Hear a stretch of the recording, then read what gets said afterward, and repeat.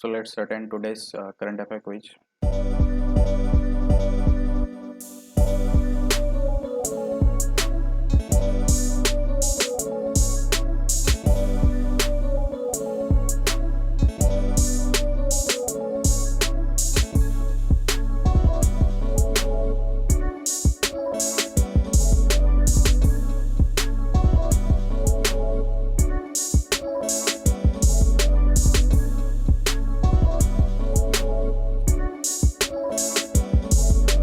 So the first question is about the Monetary Policy Committee. यहाँ पे ये बताया गया है कि the first statement is it is a statutory and institutionalized framework established under the RBI Act 1934.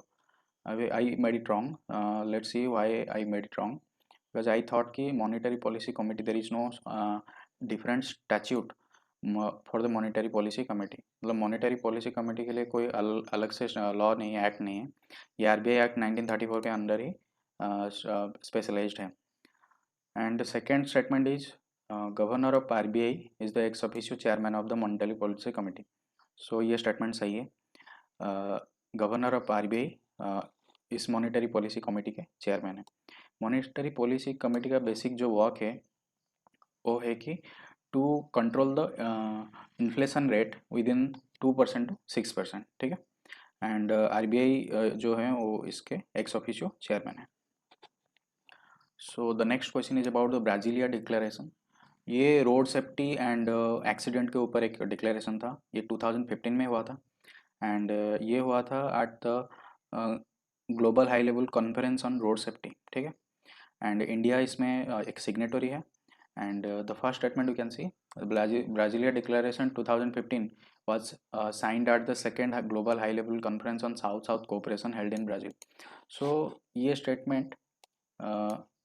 Statement क्या है, ये गलत है क्योंकि यहाँ पे high level conference on south south cooperation नहीं है, ये high level conference on road safety है. ठीक है. Which was held in Brazil. ठीक है. In the second statement you can see India is a signatory to the Brasilia declaration. ये statement सही है. सो you can remember Brasilia Declaration 2015. Okay. So next question is about the Global Health Security Index 2021. इसमें ये पूछा गया है कि it is published by which institution? It is published by Nuclear Threat Initiative and John Hopkins Center. So यहाँ पे क्या हुआ है ना, एक हेल्थ सिक्योरिटी का एक बेंचमार्क असेसमेंट किया गया है.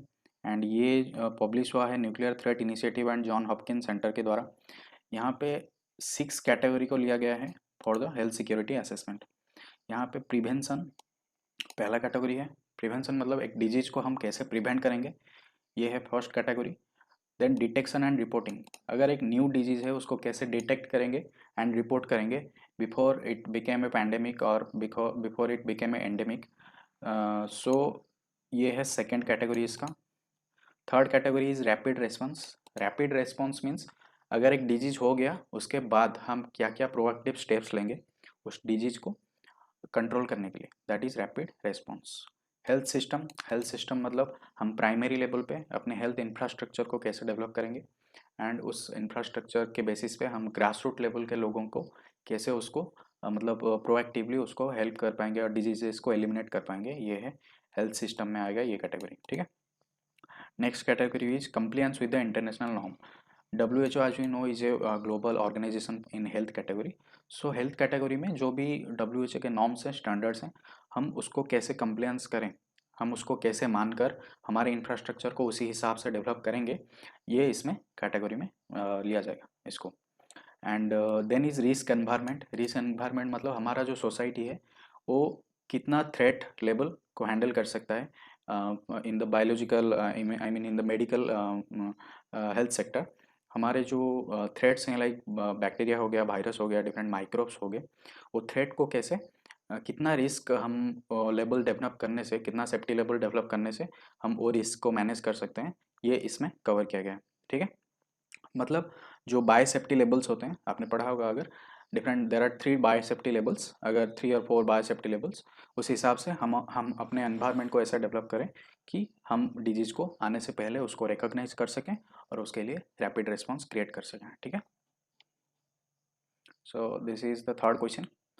So the fourth question is about the Ken Betwa river linking project. So you can see यहाँ पे हम देख सकते हैं, ये है अपना बेतवा रिवर, ये रिवर है अपना Betwa river, this is the Ken river. Okay, so यहाँ पे इंटरलिंकिंग प्रोजेक्ट है, ये ऐसे कनेक्ट करके है। ये केन रिवर पे, सॉरी बेतवा रिवर पे बारवा सागर को, एंड केन रिवर पे पन्ना टाइगर रिजर्व का जो नॉर्दर्न टिप है वहाँ पे कनेक्ट कर रहा है। ठीक है, ये लिंकिंग कैनल है।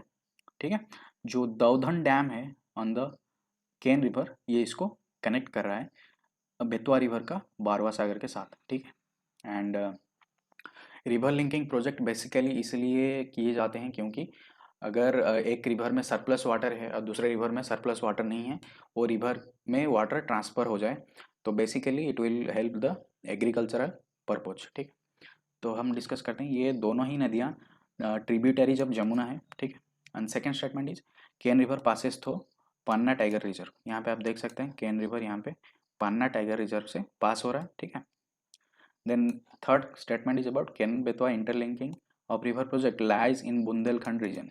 ये जो पूरा पूरा एरिया है, ये बुंदेलखंड का प्लेट्यू है, ये प्लेट्यू रीजन है बुंदेलखंड का। So statement 3 is correct. ठीक है, एंड केन बेतवा रिवर जो है ये ट्रिब्यूटरी ऑफ जमुना है, एंड ये एमपी में ओरिजिनेट होता है। ठीक है, एंड ये जमुना में केन रिवर जमुना को मीट करता है Banda district of UP, at Banda district of UP, and Betwa meet करता है हमीरपुर ऑफ यूपी। ठीक है, बेतवा जमुना रिवर को मीट करता है एट हमीरपुर ऑफ यूपी। ठीक है, and Ken river Panna tiger reserve के थ्रू पास करता है, एंड ये जो पूरा का पूरा इंटरलिंकिंग प्रोजेक्ट है ये बुंदेलखंड रीजन के ऊपर है, बुंदेलखंड प्लेट्यू के ऊपर। ठीक है, so the next question is about Chakravarti Rajgopalachari or C Rajgopalachari. As you can see in the first statement, he is the first governor general of independent India.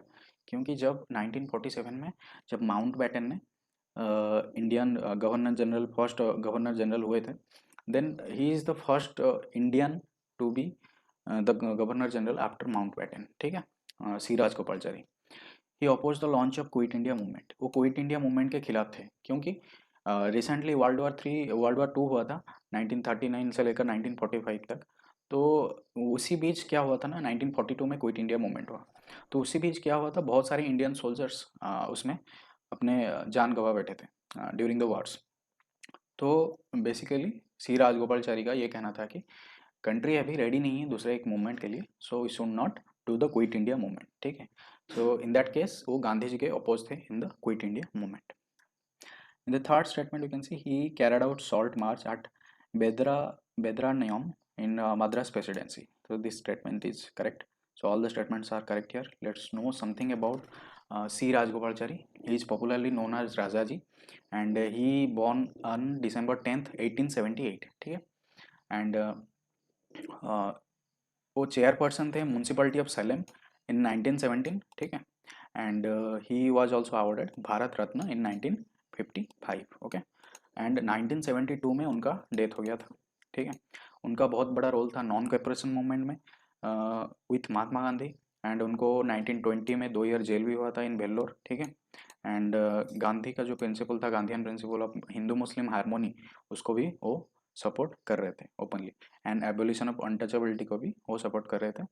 उसके बाद गांधी जी का जो दांडी मार्च हुआ था उसमें उन्होंने बेदरानाइम जो प्लेस है मद्रास प्रेसिडेंसी में, वहाँ पे सॉल्ट मार्च किया था, सॉल्ट लॉ को ब्रेक किया था। गांधी जी का जो न्यूज़पेपर था यंग इंडिया, वहाँ पे भी वो एडिटर के रूप में काम किए थे इन द सी राजगोपालचारी।